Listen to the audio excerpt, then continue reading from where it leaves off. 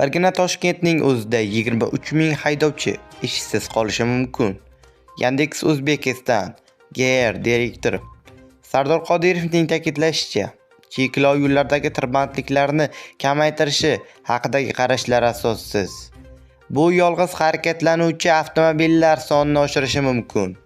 Yandex Uzbekistonning davlat organlari bilan aloqalar bo'yicha direktori Sardor Qodirov o'zining Telegram kanalida haydovchilarga taksichilik qilish bo'yicha hududiy cheklovning joriy etilganiga munosabat bildirdi.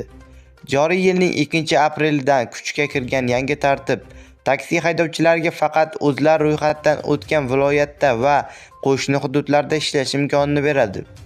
Qodirov O'zbekistonda 1 millionga yaqin haydovchi borligini, bu ish o'rni, barqaror daromad hamda 100 minglab odamlarning tirikchiligini ta'minlash imkonini bermoqda.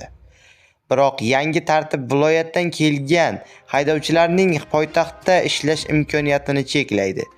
Uning qayd etishicha, birgina Toshkent shahrida 23 ming haydovchi ishsiz qolishi mumkin. Sardor Qodirov cheklovni asoslash haqida gapirar ekan, mantiqiy javoblarni kutmaslikka chaqirdi. Shu bilan birga tirbandliklarni kamaytirish haqidagi fikrlarga qo'shilmadi.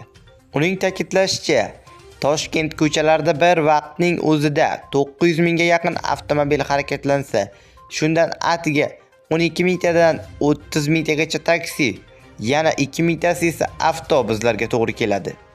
Taksi shaxsiy avtomobilga nisbatan 3 baravar samaraliroq. Uni kamaytirish tirbandliklarni emas, balki yolg'iz yuruvchi mashinalar sonini oshiradi. Yandex Uzbekistan GR direktori taksi xizmati O'zbekistonda birinchi to'liq raqamlashtirilgan va to'liq legallashtirilgan kasb ekanligini ta'kidladi. U buni soliq, nazorat va xavfsizlik nuqtai nazaridan haqiqiy yutuq deb atadi. Endi eng ochiq va toza sektordan cheklovlar boshlanyapti. Bu bizni o'sha davrlarga qaytarmasmikin, deya xulosa qilgan Qodirov. 12-iyun kuni O'zbekistonda haydovchilarga taksichilik qilish bo'yicha hududiy cheklov joriy qilingani ma'lum bo'ldi.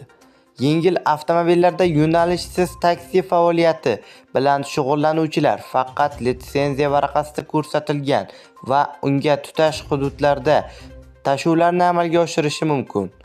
Transport vazirligi ushbu cheklovlar kuchga kirganini tasdiqladi. Undan keyin Xalq demokratik partiyasi cheklov yuzasidan transport vaziriga so'rov yuborib, bu masalada aniq tushuntirish berishni so'radi. Partiya buni cheklovni joriy qilish uchun hech qanday huquqiy asoslar mavjud emasligini, bu konstitutsiyaviy me'yorlarga qarshi kelishini qayd etdi. Videoni oxirigacha ko'rganingiz uchun rahmat, sizga foydali bo'ldi deb o'ylaymiz. Fikrlaringizni izohlarda qoldiring va like va podpiska tugmachasini bosib qo'yishni unutmang.